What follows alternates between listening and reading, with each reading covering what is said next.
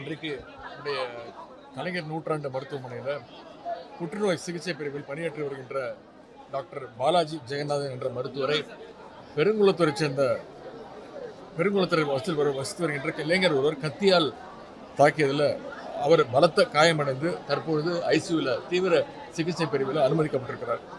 கடந்த மே மாதம் முதல் அந்த இளைஞருடைய தாயார் இந்த மருத்துவமனையில் புற்றுநோய் பிரச்சனைக்காக இந்த மருத்துவரிடம் சிகிச்சை பெற்று வந்ததாகவும் பின்னர் வேறு ஒரு தனியார் மருத்துவமனைக்கு அழைத்து செல்லப்பட்டிருக்கிறார்.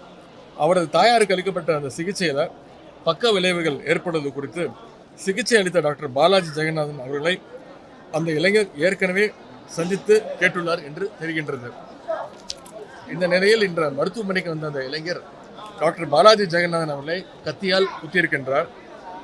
இப்பொழுது அவர் தீவிர சிகிச்சை பிரிவில் கண்காணிப்பில் இருக்கிறாருக்கு. தற்போது ஸ்டேபிளாக இருக்கின்றார். இன்று ஒரு 2-3 மணி நேரத்தில் அவர் கான்சியஸ் வந்துருவார். மேலும் இதற்கான முழு விசாரணை மேற்கொள்ளப்படும்.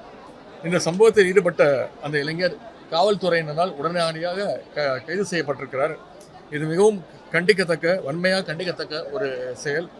இந்த செயலில் ஈடுபட்ட அந்த இளைஞர் மீது கடுமையான சட்ட நடவடிக்கை எடுக்கப்படும். தமிழ்நாட்டில் உள்ள அரசு மருத்துவர்கள் அனைவர் மீதும் அக்கறை கொண்டது இந்த அரசு.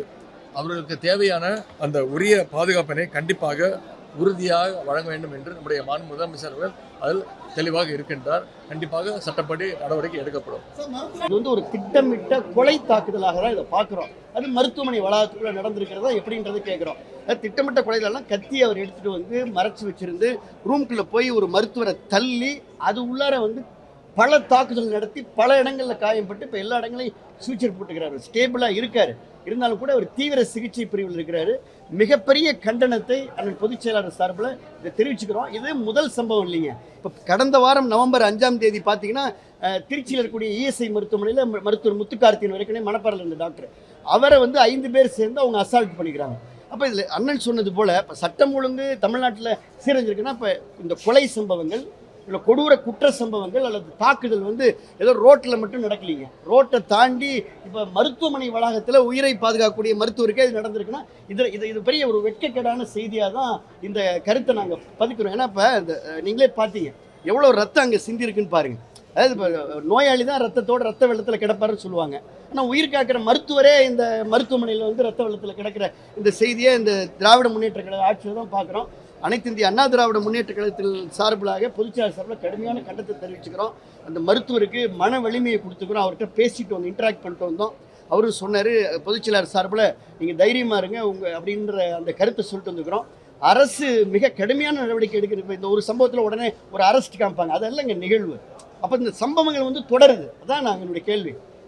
அண்ணன் தான் அழகாக சொல்லிட்டாங்க. இந்த சம்பவங்கள் தொடருது. இந்த தொடர் சம்பவம் வந்து ஏதோ ஒரு புறநகரில் கிராமத்தில் இருக்கக்கூடிய மருத்துவமனையில் இது நடக்கலை.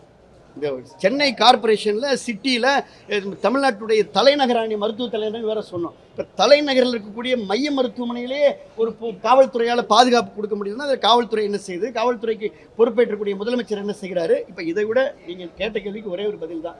இந்த அரசின் மீதும் இங்கே வருகை தந்திருக்கக்கூடிய சுகாதாரத்துறை அமைச்சர் மீது இந்த மருத்துவருக்கு நம்பிக்கை இருந்தால் அவர்கள் ஏன் சுகாதாரத்துறை அமைச்சரும் துணை முதலமைச்சரும் வந்து சென்றதற்கு பிறகு இப்போ சாலையில் அமர்ந்து போராட்டம் பண்ணுறாங்க?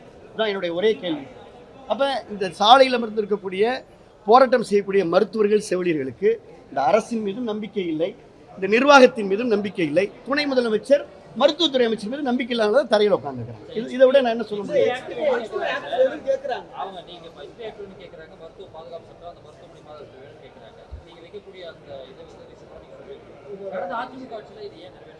இல்லைங்க, அதாவதுங்க கடந்த அதிமுக ஆட்சியில் இது மாதிரி ஏதாவது சம்பவம் நடந்திருக்கா? அதாவது ஒரு இடங்களில் உணர்ச்சி வசப்பட்டு எங்கேயோ ஒருத்தர் அது மாதிரி சம்பவமே நடைபெறல. நான் தான் சொல்கிறேன். இப்போ இந்த ஆட்சியில் தான் திமுக ஆட்சியில் தான் நடு ரோட்லையும் இது மாதிரி கொலை வெறி தாக்குதல் நடக்குது, வீட்டுக்குள்ளாரையும் நடக்குது, மாணவர்கள் மேலேயும் நடக்குது, பெண்கள் மேலே நடக்குது, காவல்துறை மேலே நடக்குது, இப்போ உயிர் காக்கக்கூடிய மருத்துவர்கள் மீதே நடக்குது. இப்போ இன்னைக்கு நடந்திருக்கு, போன வாரம் நடந்திருக்கு. அட்லீஸ்ட் போன வாரம் நடந்ததுக்கு அப்புறமா இந்த நாங்கள் அது கடுமையான கண்டனத்தை பொதுச்செயலாளர் தெரிவித்தார். இப்போ நாங்கள்லாம் ட்விட்டு போட்டோம். அண்ணன் தொடர்ந்து பேசுகிறாங்க. பொதுச்செயலாளர் தொடர்ந்து சட்டம் ஒழுங்கு சீர்குலையும் சொல்கிறார். சொன்னதுக்கு அப்புறமாவது கடந்த சம்பவத்திற்கு பிறகாவது இந்த அரசு விழித்திருந்தால் முழித்திருந்தால் இந்த திட்டமிட்ட சம்பவம் நடந்திருக்காரு. யதார்த்தமாக நடக்கிறதுன்றது வேற. பதில் உங்களுக்கு எனக்கு ஒரு ஒரு ஒரு ஆர்குமெண்ட் நடந்து ஒரு லேசை தள்ளி விடுறதுன்றது வேற. இது உள்ள வந்து கத்தி எடுத்து அண்ணன் சொன்னது போல ஆயுதம் எப்படி வந்தது என்று அண்ணன் ஜெயக்குமார் அவர்கள் கேள்வி எழுப்பினார். இந்த ஆயுதத்தை எடுத்துட்டு வந்து உள்ள கதவை சாத்தி கொலைவதை தாக்குறது மல்டிபிள் ஷூட்டர்ஸ், அதெல்லாம் உங்களுக்கு சொல்றோம். ஸோ திட்டமிட்ட தாக்குதல் நடத்துறப்ப இதை வந்து நிர்வாகம் கண்காணிக்கணும். ஒட்டுமொத்தமாக சிஸ்டம் ஃபெயிலியர், அவ்வளவுதான். அரசு மருத்துவர் ரொம்ப ஒரு அதிர்ச்சிகரமான செய்தியா இருக்கு.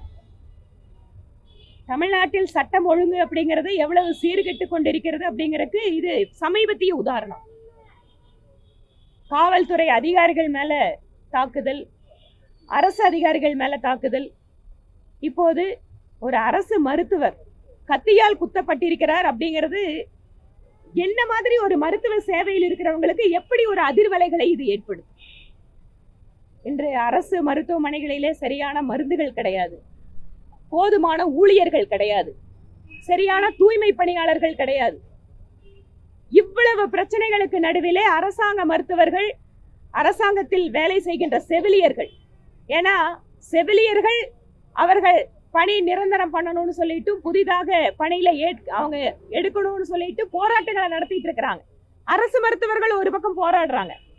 ஆனால் திராவிட மாடல், இது வளர்ச்சிக்கான மாடல், இந்தியாவுக்கே நாங்க தான் வழிகாட்டுறோம்னு சொல்லக்கூடிய மாநிலத்தினுடைய முதல்வர் ஒரு அரசு மருத்துவருக்கு இந்த மாதிரி ஒரு சம்பவம் நடைபெற்றிருக்கிறது என்றால் இது ஏதோ ஒரு தனிப்பட்ட சம்பவமாக மாநிலத்தினுடைய முதல்வர் பார்க்க கூடாது. ஒரு நோயாளியோட சிச்சுவேஷனு, நோயாளியோட குடும்பத்தில் இருக்கிறவங்க திடீர்னு ஒரு எமோஷனல் பண்ணாங்கிறது இல்லை. இன்று அரசு மருத்துவமனைகளோட நிலைமை அதுதான் இருக்கு.